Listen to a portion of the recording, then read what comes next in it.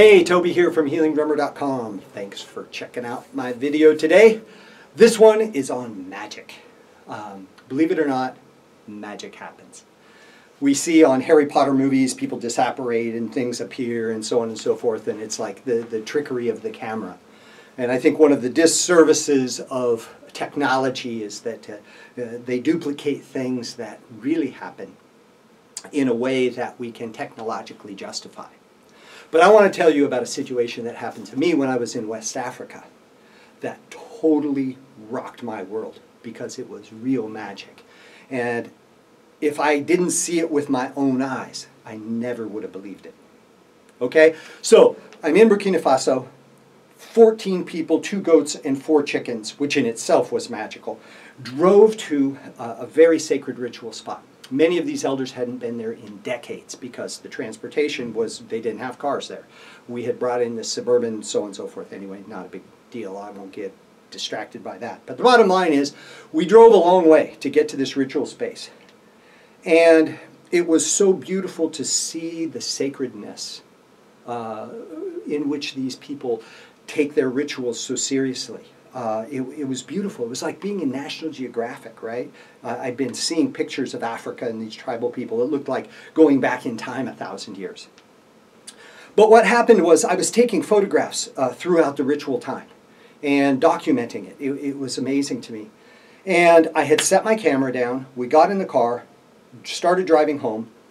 About 30 minutes driving on a bike path home because there's no roads. We're blasting through the woods.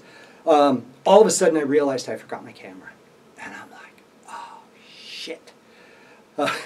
When I said that, I said it out loud.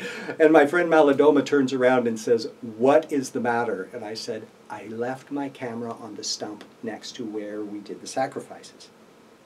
And he's like, oh. And we can't turn around, we can't go back, it's too far. So he starts talking to an elder, Ghanaian, that's sitting next to him. And this conversation goes back and forth.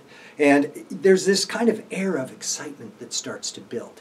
And I hear this, blah, blah, blah, blah, blah, blah, and then all of a sudden Malidoma slams on the brakes, turns around and looks at me and says, go get your camera.